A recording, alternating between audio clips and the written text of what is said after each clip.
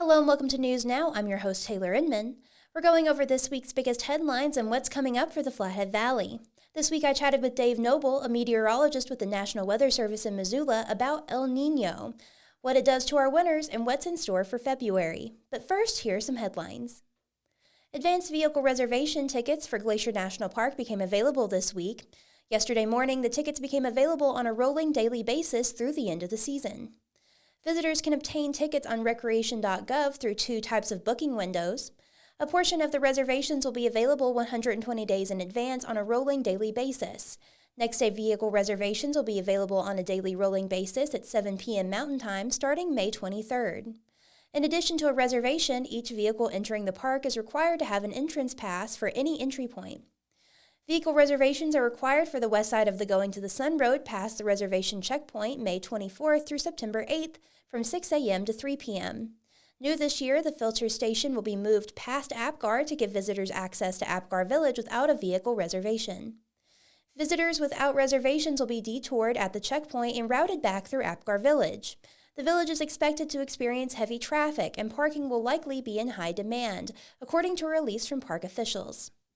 Vehicle reservations are required for the North Fork area May 24th through September 8th from 6 a.m. to 3 p.m. Reservations are needed for Mini Glacier starting July 1st through September 8th from 6 a.m. to 3 p.m. as well. Advanced reservations for Mini Glacier will be available beginning March 3rd at 8 a.m. These will be released on the same advanced schedule and next day schedule on a rolling basis like the Going to the Sun Road tickets. In a change from previous years, vehicle reservation tickets are only good for one day. Visitors will need to set up an account on recreation.gov or the recreation.gov app to obtain reservations. The cost to book a reservation is a $2 processing fee. Visitors may also make a reservation through the recreation.gov call center. Calling will not give prospective visitors an advantage in securing a reservation, but provides an alternative for those who lack internet access or are unfamiliar with technology, according to park officials. The call center is open daily from 8 a.m. to 10 p.m. Mountain Time. Parking at Logan Pass, Apgar Village, and other areas may be congested or temporarily unavailable. Visitors are encouraged to take advantage of free shuttles for hiker access to Logan Pass, although waits for shuttles may be long depending on the time and location. For updates and additional information, visit the park website at nps.gov/glac. A Troy man accused of killing a collared grizzly bear on his property over bait more than 3 years ago has agreed to plead guilty to charges related to the alleged incident. According to documents filed in federal court, 80-year-old Othel Lee Pearson will enter a voluntary plea of guilty to evidence tampering and failing to report the taking of a grizzly bear, a threatened and protected animal under the Endangered Species Act. A court date for his change of plea in U.S. District Court in Missoula has not yet been set. The maximum sentence for witness tampering is 20 years in prison, while 6 months is the maximum term for failing to report the taking of a grizzly. Total fines could reach $275,000. Federal law says a person killing a grizzly bear must report it within 5 days. It is anticipated that Pearson has agreed to plead guilty to both charges. The joint plea agreement calls for the government and defendant to recommend a sentence of 3 years of probation and an $8,000 fine. In exchange for guilty pleas, the United States agrees to not prosecute another individual in connection with the taking of the grizzly bear, and Pearson agrees to cooperate with the U.S. regarding the skull of a second grizzly bear discovered on National Forest System lands near his property. The investigation began November 23, 2020, after a Montana Fish, Wildlife, and Parks game warden contacted U.S. Fish and Wildlife Service Special Agent Mona Iannelli about a dead female grizzly that was dumped on Pipe Creek Road a few miles south of Yak. The GPS collar the bear was wearing was found in the Yak River by a Fish and Wildlife Service biologist. Despite its loss in function, federal biologists were able to download data from the collar. That information indicated the bear died at about 8:55 p.m. on November 19, 2020, about 40 yards from Pearson's house on his property near Troy.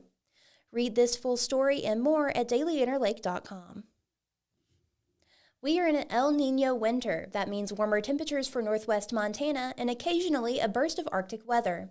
I spoke with National Weather Service meteorologist Dave Noble, who explains what El Nino typically looks like for our region and what's on the horizon for the rest of the winter. As a refresher, could you go over what El Nino is, El Nino, El Nina? Sure, yeah, no problem. And a picture is worth 1,000 words. And so I have something to share with you. So I'm gonna, I guess, click on share screen. So yeah, so to answer your question about La Nina and El Nino, well, by the way, this picture, I was just in Kalispell on Monday, and it was just lots of snow everywhere. And this is the animation looking over the equatorial Pacific. It's the sea surface temperature departure from average. So the red areas are the milder, warmer areas, and the bluer kind of colors is like the cooler temperatures. And this is like an animation from October through the like January. And it just kind of shows you kind of persistent warm temperatures from the dateline eastward towards South America. And this is what we consider an El Nino.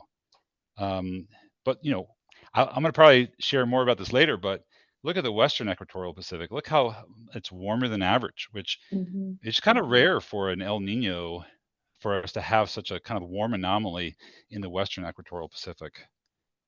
So here's kind of most recent sea surface temperature anomaly. This is from January 22nd. Um, techni- Technically, the El Nino is a coupled oceanic and atmospheric system. Basically, that means the ocean and the atmosphere is kind of connected. They're affecting each other, and that can skew atmospheric patterns around the Earth. And like I said before, this is a typical kind of El Nino signature with the more of a present, more of a prominent warm anomaly from the dateline eastward towards South America. And then here's like the opposite. This is La Nina, and it's cooler from the dateline eastward towards South America. And the periodicity of like El Nino, La Nina, they can last for like a year, but a lot of times El Nino is the strongest towards midwinter, and then it starts to kind of weaken towards the spring and the summer in the northern hemisphere. This, so we're looking at how this impacts us in the winter, and the winter months are typically, well, the winter months are December, January, February when we talk about the winter. And when we say on average, that usually means lower snowpack and milder temperatures for the Northern Rockies. I mean, that's the simple kind of average. And the average like jet stream during El Nino is further south. And that left kind of image, you can see the Pacific jet stream is extended across the Pacific, and it's moving across the southern US. And that's usually wetter down there. But up here, it's usually warmer and drier because, the jet stream is really kind of brings a lot of the precipitation towards us, right? The right side, like La Nina winters, the jet stream is more variable, but then there's more propensity to bring colder air out of Canada, and we can get these like, low pressure systems coming in from the west and just interacting with the cold air, and uh, it's a better, snowier pattern for us as the La Nina winter. Right now, I'm looking at the La Nina winter, and I'm thinking that looks pretty good, is what I'm thinking, but compared to what we're doing now. But so yeah, it seems like it's typical to have a warmer winter for El Nino. Is what we're seeing this year? Can we? What is the data from like previous El Nino winters up here in Northwest Montana? What does that typically look like? Um, yeah, so previous El Ninos uh, are very different. There are times when we can get really cold temperatures, like especially Kalispell. I was just looking up a statistic, and when you look at in terms of Kalispell getting like 10 degrees or colder, um, I counted how many hours Kalispell had colder than 10 degrees, and there's actually several. I think there's about 13 that showed uh, just these kind of Arctic systems in January. So about 45% of the El Nino seasons have had some sort of Arctic system to impact us, which is kind of interesting.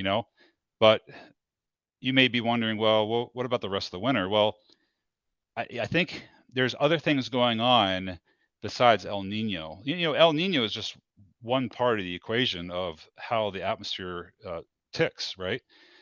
There's other oscillations out there. You know, without getting into the specifics, you probably don't really want to know all that, but there's the Madden-Julian oscillation. We're looking at the water temperatures across the Pacific as a whole. Sometimes that can really kind of help to vary the jet stream a little bit, tweak it a little bit more than usual. This past winter, just this December into January, we had some active thunderstorm activity that moved around the globe, and that actually probably helped to induce more of this La Nina pattern here in January. But it was an anomaly. The time scale of those types of oscillations are on the order of like 1 to 2 months, and it's just moving around the globe. So it can really amplify the jet stream, like this Alaska ridging that we're seeing in this diagram for a La Nina winter. So this cold spell we just had was kind of like just a little La Nina jab for us, and now we're back to the Nino pattern. Yeah, yeah. You said that with the El Nino winters we do, or did you say like 45% have a big Arctic burst, or was that La Nina? Did I get confused? So I looked at January's, how often during an El Nino that Kalispell can get kind of a elongated kind of Arctic system, and it was about 45% of the years that I looked at. Well, do you know why we get that big burst of Arctic weather in the middle of an El Nino pattern, or There can be several explanations. One of them is when you have that kind of extra thunderstorm activity going on in like the Indian Ocean and Southeast Asia, that can cause the jet stream to be stronger. It's cold in Siberia. All that warmth is kind of causing, the jet stream is formed because of temperature contrast. You have cold to the north and warm to the south. And when they meet, like near Southeast Asia, Japan, the jet stream forms. And coming up, actually, this is pretty impressive. Here in a few days or about a week or so, the jet stream is going to develop and extend all the way from Japan all the way to like Southern California. And they're going to be getting a lot of interesting weather probably in southwestern U.S. and California because that jet's going to be aimed down there. Oh, that's so interesting. So yeah, you mentioned there's a lot of things that go into weather. Obviously, El Nino is not the only thing affecting weather right now. I was curious, especially with these big temperature swings, climate change is kind of at the forefront of people's minds. I wasn't sure. Do you know if how much scientists and meteorologists know how climate change is affecting recent weather? Yeah, that's a great question. The climate is changing. Uh, but for me personally, I'm kind of more looking at more the shorter term range weather, and I looking at the climatology.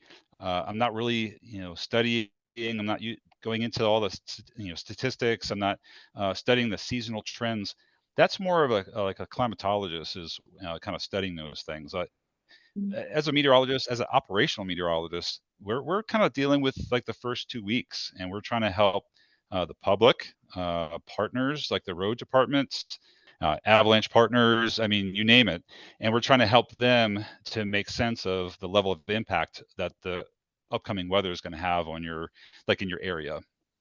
Yeah, totally. Yeah, you guys are more short term, while climatologists are more looking at that long term, what the climate is doing. Yeah. Yeah, and to kind of segue to that, NOAA actually has a really cool blog. It's like a weather blog, and it's a climate blog actually, and it's climate.gov. And they talk periodically. They tell you, okay, well, this is what's been happening, and they give you a little bit more details. Like for people who are really into it, sometimes they mention climate change research in there, and so that's a place where you can maybe go to maybe find some of those answers. And I feel like they do really great write-ups of what's happening. They're pretty poetic too. Like the way they write is it's pretty cool. It's like this kind of fun kind of storyline that they try to kind of weave through their blog entries. So it's kind of neat. So check that out if you're interested. Yeah, that sounds neat. I'll have to look at that. Do you guys have any data to share about what we've been seeing this winter so far? Oh, sure. Yeah, just looking at the numbers for Kalispell, we had a pretty warm December. It was 5 degrees above average when you're looking at the average temperature. Um, as far as the precipitation, we had a fairly wet November and kind of lower average snowfall November and December. But then January, we got 2 feet of snow, so 22 inches. That's 10, almost 11 inches above average for the month of January.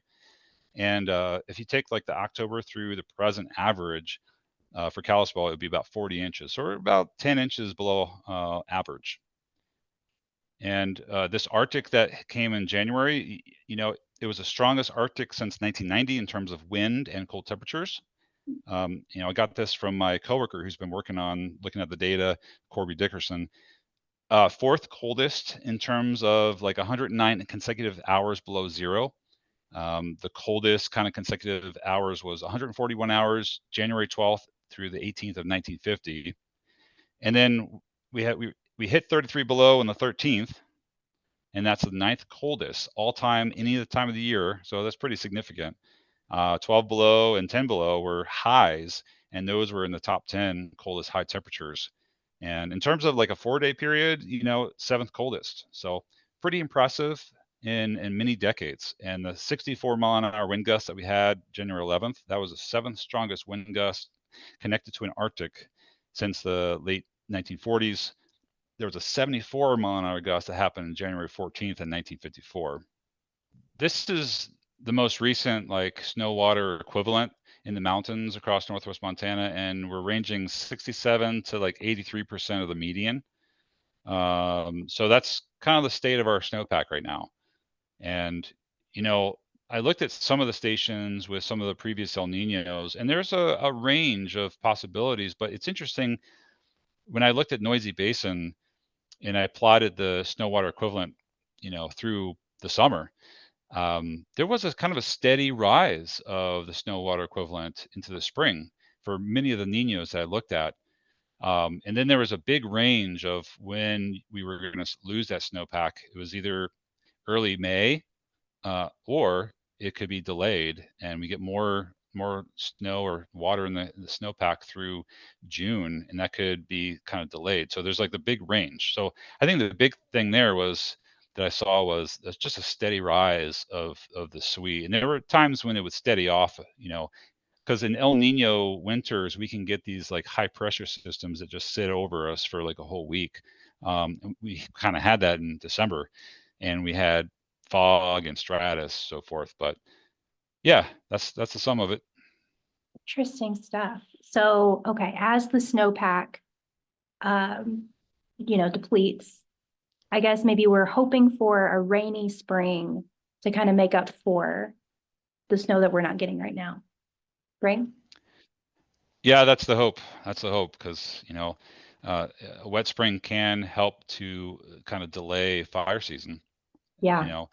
and it could help give us all the water that we're kind of missing, because we're still in a drought right now in northwest Montana. So I guess my last question for you is extended forecast stuff. Do we know what February is going to look like? Is it going to stay this warm? So the Climate Prediction Center is looking at an equal chance of above or below average for precipitation for us, and then they're looking at leaning above average for temperatures. But that doesn't necessarily mean it's just going to be, warm all month. There actually could be a pattern change the second week in February. Some of the long-range models are hinting at possibly another kind of northwest flow event. Maybe it could be snowier and colder for a period, but it may just be temporary, last for 3 to 7 days, and then we might be back to this kind of milder pattern, higher snow levels, temperatures possibly getting well above average, the daily highs. And some of these previous Ninos, we can have highs in the 40s and 50s and maybe even 60s if it's the right pattern. But I'm just telling you that's kind of like the potential, and we have seen those types of temperatures, especially as you get into like March. I do have, like, for the rest of the year, I don't know if, and you didn't ask me that, but I did come up with this slide from the CPC. Yeah, I was going to ask. So, with an El Nino winter, we know it's going to be warmer. Does that mean that we're going to get a warm spring, warmer than usual, or where do we go from here? The statistics from our office have pointed more of correlations with the winter time. But when you look at some of these kind of post-Nino springs, some of them can actually be quite wet. So there's still going to be a chance for, that to happen. But right now, the forecast, the official forecast is it's leaning drier than average for the springtime.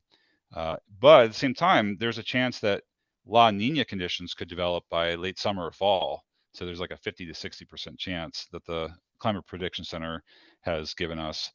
Just to give you a reference, this El Nino kind of happened after 3 La Ninas in a row, the 2020 to 2023 season. So it's going to be interesting to see what happens in the summer and the fall if we do start getting more of the La Nina conditions. Gotcha. Yeah, awesome. Well, thank you, Dave, for explaining all of that. We'll be sure to keep checking back in with you guys down at the National Weather Service to see how the rest of this year shapes up. But yeah, thanks so much for joining me today. Yeah, you're welcome. Looking for a fun way to get out and connect with the community? Remember, you can find art classes, live music, and anything community related by going to dailyinterlake.com/events and checking out our events calendar. Thanks for joining us. News Now is a podcast from the Daily Interlake. We're proud to be the largest independent newsroom in Montana and the oldest paper in the Valley. Consider becoming a subscriber to support our work. Call Circulation at 406-755-7018 or go to the subscribe tab in the top right corner of our website. And if you haven't already, subscribe to our YouTube channel to never miss an episode of the pod. Everybody stay safe and have a great week.